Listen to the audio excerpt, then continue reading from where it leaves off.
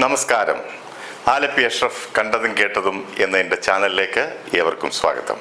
നമ്മൾ ആഗ്രഹിക്കുന്നത് നേടിയെടുക്കാൻ ചിലപ്പോൾ പലതും സഹിക്കേണ്ടതായി വരും. പരിശ്രമിക്കുമ്പോൾ തളർന്നു പോകരുത്. നമ്മുടെ ഉള്ളിലുള്ള ആഗ്രഹത്തിന്റെ തീജ്വാലകൾ അണയാൻ പാടില്ല. കാരണം നമ്മൾ സ്വപ്നം കാണുന്ന ജീവിത സാക്ഷാത്കാരത്തിന്, അഭിലാഷത്തിന് നഷ്ടങ്ങളും കഷ്ടങ്ങളും ദുഃഖങ്ങളും വേദനകളും അപവാദങ്ങളും ഒക്കെ സഹിക്കേണ്ടി വരും. അത്തരം ത്യാഗത്തിലൂടെ നേടുന്ന വിജയത്തിന്റെ സന്തോഷം ഒരിക്കലും ചെറുതാവില്ല.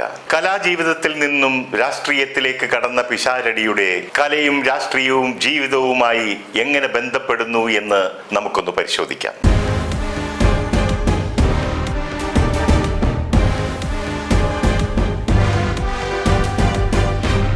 ടെലിവിഷൻ പ്രോഗ്രാമിലൂടെയും സ്റ്റേജ് ഷോകളിലൂടെയും പുതുതലമുറയിൽ ഇത്രയധികം സ്വാധീനം ചെലുത്തിയ ഒരു കലാകാരൻ ചരിത്രത്തിൽ തന്നെ ഉണ്ടാകുമോ എന്ന് സംശയമാണ്. മുഖപുര ഏതുമില്ലാതെ പറഞ്ഞപ്പോൾ തന്നെ നിങ്ങൾക്ക് കാര്യം മനസ്സിലായി കാണുമല്ലോ.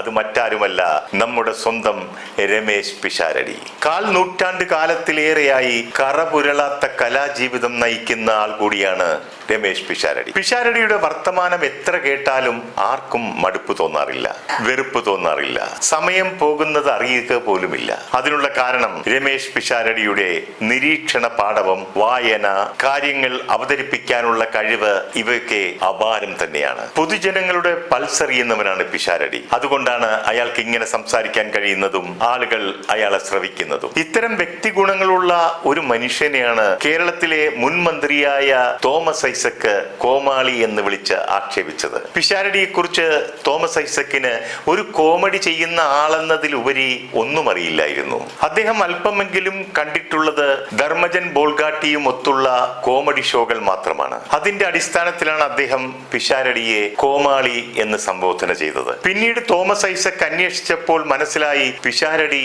ഒരു കോമാളിയല്ല, ഒരു ജീനിയസ് ആണെന്നും അസാമാന്യ സെൻസുള്ള ഒരു ബുദ്ധിജീവിയാണെന്നും നല്ല ചിന്താശക്തിയുള്ള മിടുക്കനായ ജനഹൃദയങ്ങളിൽ ജീവിക്കുന്ന കലാകാരനാണെന്നും. തനിക്ക് പറ്റിയ നാക്കുപിഴവും തെറ്റുമൊക്കെ മനസ്സിലാക്കിയ തോമസ് ഐസക് പിന്നീട് ഒട്ടും അമാന്തിച്ചില്ല. പിഷാരടിയോട് ക്ഷമ പറഞ്ഞ് തടിയൂരി. തോമസ് ഐസക്കിന്റെ കോമാളി വിളിയോട് വളരെ പക്വതയോടെയും ലളിതമായും സരസമായും ഒക്കെയാണ് പിഷാരടി പ്രതികരിച്ചത്. സമരം ചെയ്താൽ സംസ്കാരം ഉണ്ടാകണമെന്നില്ല.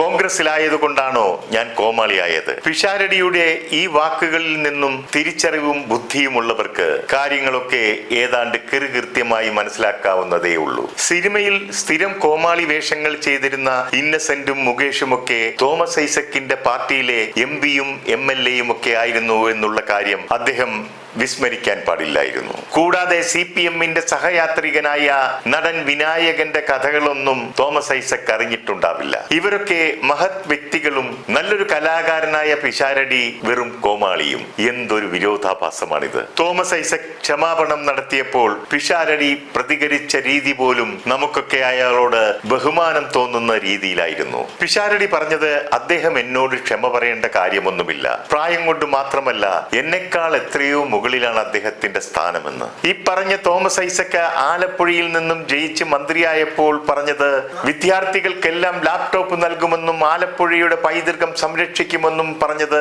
നിങ്ങൾക്കിപ്പോഴും യൂട്യൂബിൽ ലഭ്യമാണ്. സ്വന്തം മണ്ഡലത്തിലെ ഉദയ സ്റ്റുഡിയോ എന്ന ചരിത്ര പൈതൃകം തുടച്ചു മാറ്റപ്പെട്ടപ്പോൾ ഒരു ചെറുവിരൽ പോലും അനക്കാൻ തയ്യാറാകാത്ത മന്ത്രിയായിരുന്നു അദ്ദേഹമെന്ന് ഓർക്കുക. ഇദ്ദേഹത്തിന് പകരം അന്ന് ആലപ്പുഴ മണ്ഡലത്തിൽ G. സുധാകരൻ ആയിരുന്നുവെങ്കിൽ ആലപ്പുഴയുടെ അഭിമാനമായ ഉദയ സ്റ്റുഡിയോ ഇന്നും അവിടെ തല ഉയർത്തി നിന്നേനെ. ഉദയ സ്റ്റുഡിയോയെ ഗവൺമെന്റ് ഏറ്റെടുത്തേനെ. അതിന്നും പൈതൃകമായി തന്നെ നിലനിൽക്കുകയും ചെയ്തേനെ.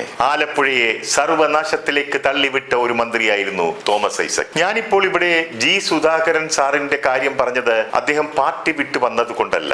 അമ്പലപ്പുഴ മണ്ഡലത്തിൽ അദ്ദേഹം ചെയ്തിട്ടുള്ള വികസന പരിപാടികളെ കുറിച്ച് ഞാൻ പറയേണ്ടതില്ലല്ലോ. അഴിമതി തൊട്ട് തീണ്ടിയിട്ടില്ലാത്ത, പ്രതിപക്ഷം പോലും അംഗീകരിക്കുന്ന ഒരു മന്ത്രിയായിരുന്നു G. സുധാകരൻ. അതുകൊണ്ടാണ് ഞാൻ അദ്ദേഹത്തിന്റെ പേരെടുത്തു പറഞ്ഞത്. പിഷാരടിക്കെതിരെ പറയാൻ ആരോപണത്തിന്റെ ഒരു കണിക പോലും ഇല്ലാതെ വന്നപ്പോൾ ചിലർ കണ്ടെടുത്ത ഒരു ആക്ഷേപമാണ്, ഞാൻ ജയിച്ചു കഴിഞ്ഞാൽ എന്റെ മണ്ഡലം സ്വന്തമായ പാലക്കാട്ടേക്ക് മമ്മൂട്ടിയെ കൊണ്ടുവരുമെന്ന്.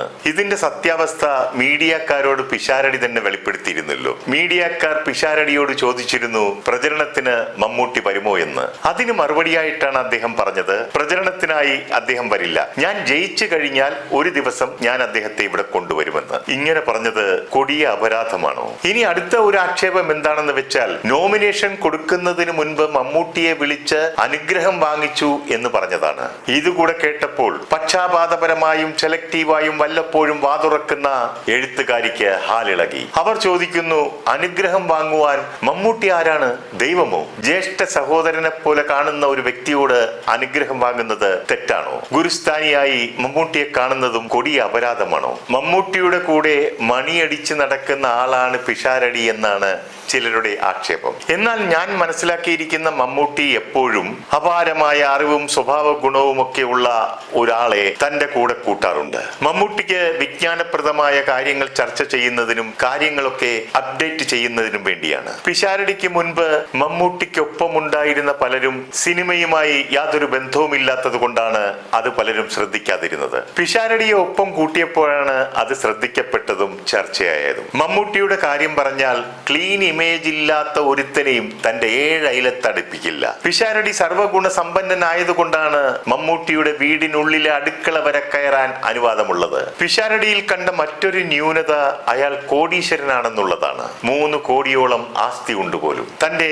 കഠിന പ്രയത്നം കൊണ്ടും കഴിവ് കൊണ്ടും ദൂർത്തടിക്കാതെ സ്വരുക്കൂട്ടിയതാണ് ഈ തുക. ഏഷ്യാനെറ്റിലെ സിനിമാല എന്ന പ്രോഗ്രാമിൽ 500 രൂപ പ്രതിഫലത്തിൽ തുടങ്ങി അതേ ചാനലിലെ ബഡായി ബംഗ്ലാവ് എന്ന ഷോയിൽ 1.5 ലക്ഷം രൂപ ദിവസവും പ്രതിഫലം വാങ്ങുന്ന കലാകാരനിലേക്കുള്ള വളർച്ച ആർക്കും അസൂയ ജനിപ്പിക്കും വിധമായിരുന്നു. മറ്റൊരു കലാകാരന്റെ വളർച്ചയിൽ അസൂയയോ കുശുമ്പോ പാരവെപ്പോ ഒന്നുമില്ലാത്ത ഒരു കലാകാരനാണ് പിഷാരടി എന്നത് ഈ ഫീൽഡിൽ നിൽക്കുന്ന എല്ലാവർക്കും അറിയാവുന്ന ഒരു സത്യം കൂടിയാണ്. പിഷാരടി ഇന്ന് വരെ ആരെയും വേദനിപ്പിക്കുന്ന ഒരു വാക്ക് പോലും പറഞ്ഞതായി ഞാൻ ഇതുവരെ കേട്ടിട്ടില്ല. ദേഷ്യം വരാത്ത കലാകാരൻ എന്ന പേരുകൂടി അദ്ദേഹത്തിന് സ്വന്തമാണ്. തനിക്ക് നേരെ വരുന്ന വിമർശനങ്ങൾക്ക് പോലും അസഹിഷ്ണുത കാണിക്കാതെ ചിരിച്ചുകൊണ്ട് നർമ്മം കലർന്ന ഭാഷയിൽ മറുപടി കൊടുക്കുകയാണ് പതിവ്.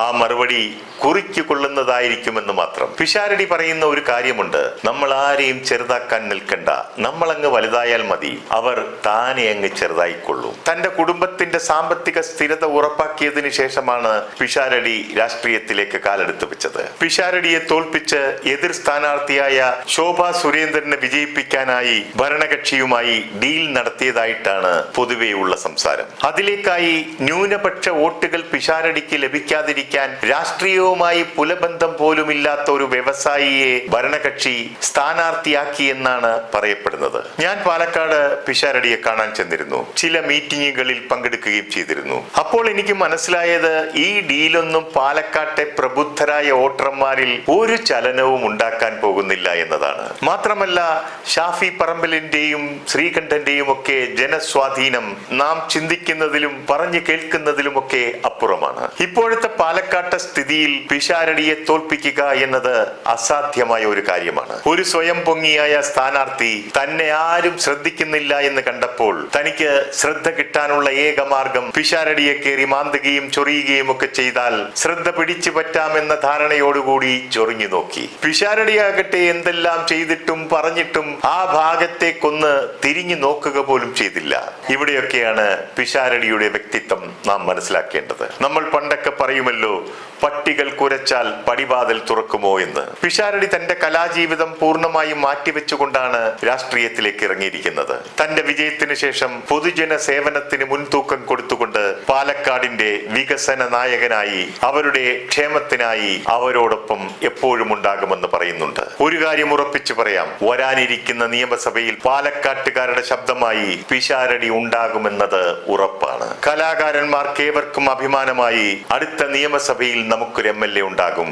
അത് പിഷാരടിയാണ്. കലയെ എത്രത്തോളം സ്നേഹിക്കുന്നുണ്ടോ അത്രത്തോളം തന്നെ പാലക്കാട്ടെ ജനങ്ങളോടും സ്നേഹമുണ്ടാകുമെന്ന് പിഷാരടി പറയുന്നുണ്ട്. താൻ എപ്പോഴും പാലക്കാട്ടുകാരോട് നന്ദിയും സ്നേഹവും ഉള്ളവനായിരിക്കുമെന്നും തന്റെ പൊതുജീവിതം മാതൃകാപരമായിരിക്കുമെന്നും പിഷാരടി പറഞ്ഞു കഴിഞ്ഞു. പിഷാരടി പറയുന്നത് ചെയ്യും. ചെയ്യാൻ പറ്റുന്നതേ പറയൂ. ബാക്കിയൊക്കെ നമുക്ക് കാത്തിരുന്ന് കാണാം. പ്രിയപ്പെട്ട പിഷാരടിക്ക് വിജയാശംസകൾ നേർന്നുകൊണ്ട് നിർത്തുന്നു. നന്ദി, നമസ്കാരം.